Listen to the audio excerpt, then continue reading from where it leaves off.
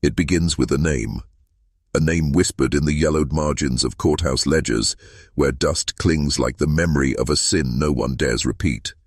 A name the town will not speak aloud, though every old man on the porch knows it by heart.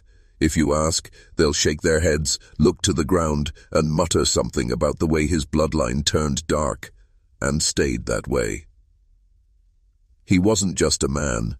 He was a shadow wearing human skin, a presence that made neighbors keep their daughters close and their curtains closed after sunset. He walked through life with a confidence born not from pride, but from ownership, as though every life beneath his roof was nothing more than his property. They called it love, but not the kind that saves. His was the kind that rots a soul from the inside, warping it until the lines between father, husband, and predator no longer exist. In the old family photographs, you can see it in his eyes, a hollow hunger, staring not at the camera, but at the girl standing beside him, his own daughter. You might think this is a story about a crime. It isn't. This is a story about an entire bloodline built on a foundation of betrayal, deceit, and something far older than law. The belief that your family belongs to you in every way, and when that belief is passed from father to son, generation after generation, the result is not just cruelty, it is an unbroken chain of monstrosity. In the end, the truth wasn't uncovered by police or even by scandal. It seeped out through whispers, yellowed letters, and the testimony of those who had seen too much and could no longer sleep at night.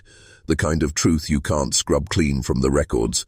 The kind of truth that lives on long after the people are gone. But before we can speak his name, before we can bring him back into the light, you have to understand the world that allowed him to exist, a place where isolation was more than a curse. It was a breeding ground for madness, and that's where this story begins. It was the kind of town you could drive through in less than 5 minutes, the kind where every road led back to the same gas station, the same church, the same houses rotting quietly in the heat. From the outside, it was just another forgotten corner of America, white paint peeling from clappered walls, the air heavy with the smell of rusted machinery and wet earth. But inside its boundaries there was a code, and that code was silence. The family lived on the far edge, where the land gave way to dense woods. Their home wasn't a house so much as a fortress of secrets, shutters nailed shut on the second floor, a front porch sagging under years of neglect, and a yard that looked as though no child had ever dared to play there. It was here that the patriarch ruled, a man who carried himself like the last law that mattered. His name was Levi Carter. Born in 1898, the third of 7 children, he was raised in a home where women rarely spoke above a whisper, and where fathers never needed to raise their voices, because their hands, and worse, did the talking. Levi grew up believing that blood was both a bond and a weapon. His father taught him early, what was his, stayed his. What was in the family, stayed in the family. It started small, as it always does. A controlling word here, a slap behind closed doors, the quiet shuffling of family members who knew better than to meet a man's eyes when he was in one of his moods. But by the time Levi was a young man, the boundaries that should have kept him human were already gone. He saw no difference between possession and affection. When he married, it wasn't for love.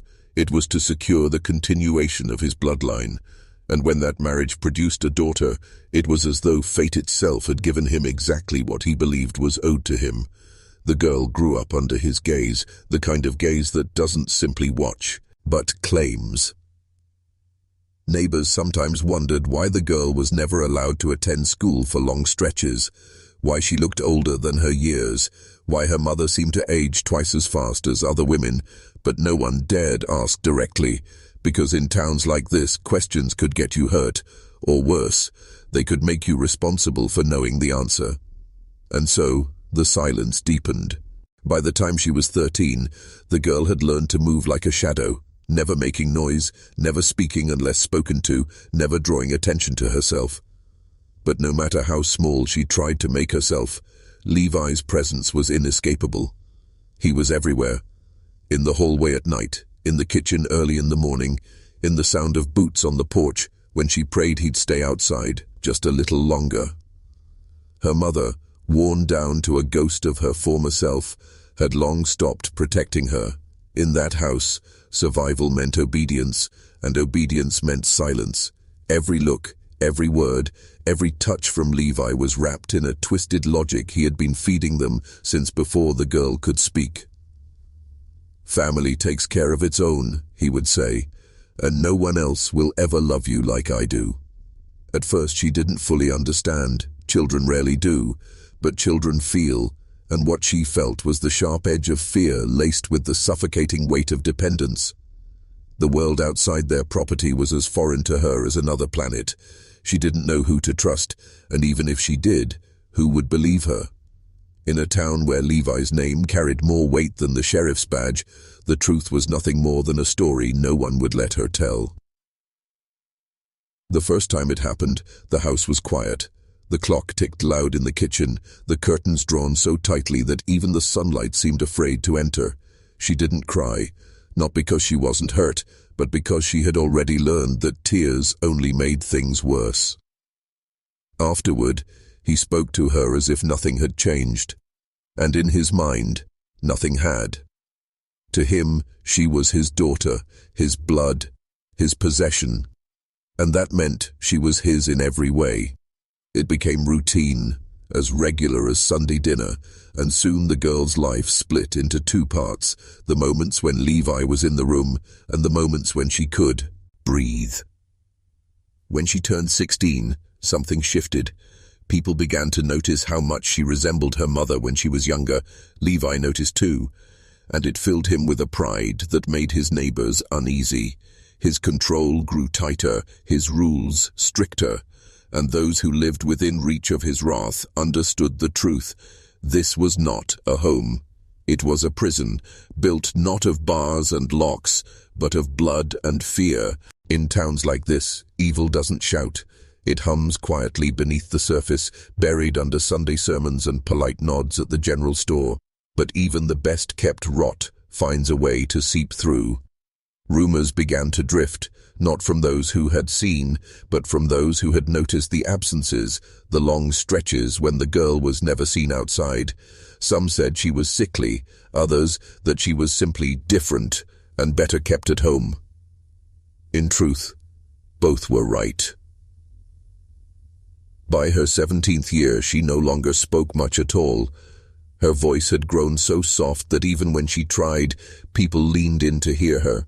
She was pale, thin, and her eyes never met anyone's for long, but to Levi she was perfect, proof that his blood ran strong, proof that he had shaped her into exactly what he wanted. And then, the unthinkable, she gave birth. The child, a boy, was announced to the neighbors with the same casual tone as if she had gotten a new dog. No mention of a father, no questions asked. In that town, no one wanted to know. A few women whispered over clotheslines, casting glances toward the Carter property, but their husbands told them to hush. Levi's pride was palpable. He paraded the boy through the yard, holding him with the kind of satisfaction reserved for a man who believes he has defied the world and won. The girl, now a mother, drifted even further into silence. She cared for the baby with a tenderness that was almost desperate, as if trying to protect him from a fate she already knew too well. But the cycle was not meant to end. In Levi's eyes, the child was not only his grandson, he was his legacy, the next branch of a tree rooted in his twisted beliefs. And like all legacies in the Carter family, it was one meant to be claimed, molded, and controlled. If you're still watching, you're already braver than most. Tell us in the comments, what would you have done if this was your bloodline? Would you have stayed silent, or would you have risked everything to end it? Because here's the truth, someone did. And when they finally spoke, they shattered not just the silence but the Carter name itself. The one who finally broke the chain wasn't a hero in the way stories like to tell it. There was no dramatic rescue, no sheriff kicking down the door. It happened in a way that was quieter, but far more dangerous, with a single conversation whispered in the dark, far from Levi's ears. It was the girl's younger cousin, a boy who had spent enough time on the Carter property to notice the things no one else would say aloud. He'd seen the way Levi's eyes followed her, the way she flinched at the sound of his boots, the way she carried the baby as though the child were a shield. He was only 19, but old enough to understand that whatever was happening in that house was wrong in a way that no preacher's sermon could ever fix. One night, when Levi was away, the cousin found her sitting on the porch, rocking the baby. At first, she wouldn't speak. She just kept her eyes on the dark line of trees in the distance, as though she could escape into them if she stared hard enough. But when he said the words, "I know what he's doing," something broke. Not a scream, not even tears, just a slow, shuddering exhale, as though she'd been holding her breath for years. He begged her to leave with him. She shook her head, not because she didn't want to go, but because she knew what Levi would do if they tried. He would find them, and he would take the boy back. In her mind, the only way to save her son was to survive long enough to plan. That conversation lit a spark, though. Over the next months, the cousin began to speak carefully to the right people, the ones who weren't afraid to talk back to Levi. The sheriff heard first, then the county judge, but even then they hesitated. Levi was old now, yes, but his influence still ran deep. To accuse him meant tearing open decades of secrets, some that went far beyond the Carter home. It took nearly a year before the law finally crossed the Carter threshold. By then, the girl was 20, her son barely 3. What they found inside that house was not just a crime scene. It was the living evidence of a lineage deliberately poisoned by one man's will. And yet, even as they took Levi away, he smiled. That smile was the final insult. It wasn't the smile of a man caught in shame. It was the grin of someone who believed he had already won. And in a way, he wasn't wrong. The damage he had done was already woven into the bloodline, carved into the minds of those he had controlled. The law could take his body, but the rot he had planted would linger long after he was gone.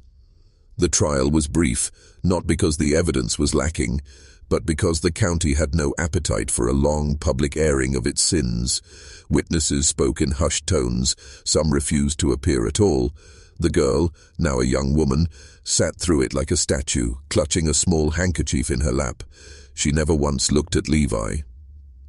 When the verdict came, the town split down the middle. Some called for his death. Others said nothing, clinging to the belief that such things should be kept in the family. But the truth was out now, printed in black and white in the county paper. His name, his crimes, and the grotesque reality that the child in that house was both his grandson and his son. Levi died in prison 2 years later. No one claimed the body. They buried him in a plot marked only by a number, far from the Carter land. The house stood empty for a while, sagging further into decay, the windows black as if the place itself were in mourning, or perhaps waiting. The young woman moved away, though away wasn't far. She couldn't bring herself to leave the county entirely. Her son grew up quiet, reserved, carrying the kind of shadow that never quite lifts. People whispered that he looked just like Levi when he was young, and whenever she heard it, she would change the subject. History likes to pretend that monsters are rare, that they are strangers who come from elsewhere, but sometimes the worst ones are born at your own table, raised under your own roof, speaking your own name, and sometimes, the most dangerous thing about them isn't what they take from you, but what they leave behind. Because blood doesn't just bind, it remembers. Some say the Carter bloodline ended with Levi's death, that his legacy was buried with him in that unmarked grave, but those who know the truth will tell you, bloodlines like his don't just vanish. They thin, they scatter, but they never disappear entirely. In the years after his burial, strange patterns emerged. The boy, Levi's son and grandson, grew into a man who carried a quiet unease, as though he could feel something inside him he didn't understand. He never spoke of his mother's past, never asked the questions that clawed at the edges of his thoughts. But in small ways, the shadow surfaced. The way he looked at people too long, the way his temper could ignite without warning. The young woman did everything she could to break the cycle. She raised him with rules Levi would have mocked: gentleness, respect, boundaries.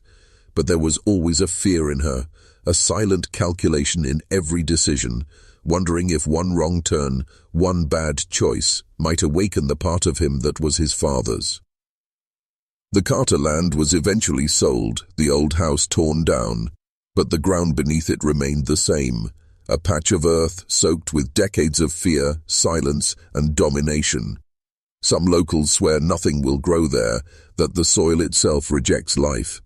Others say they've seen a figure at the edge of the tree line, watching the empty field when the fog rolls in. And in the county's forgotten archives, Levi's file still sits. The photographs, the testimonies, the brittle birth certificates with names scratched out and rewritten. They wait in the dark, collecting dust. Most people who stumble across them close the folder quickly, pushing it back into the drawer as though contact alone might stain them. But the story survives in whispers, in the shiver that runs through old men on front porches when they hear the Carter name. They don't tell it to their children, not in full. They tell fragments, enough to warn, never enough to explain. Because in the end, the most horrifying truth isn't that Levi Carter loved his own daughter, it's that he believed it was his right, and somewhere in the scattered branches of his family tree, someone else might believe the same thing. Some legacies aren't written in history books, they're written in blood.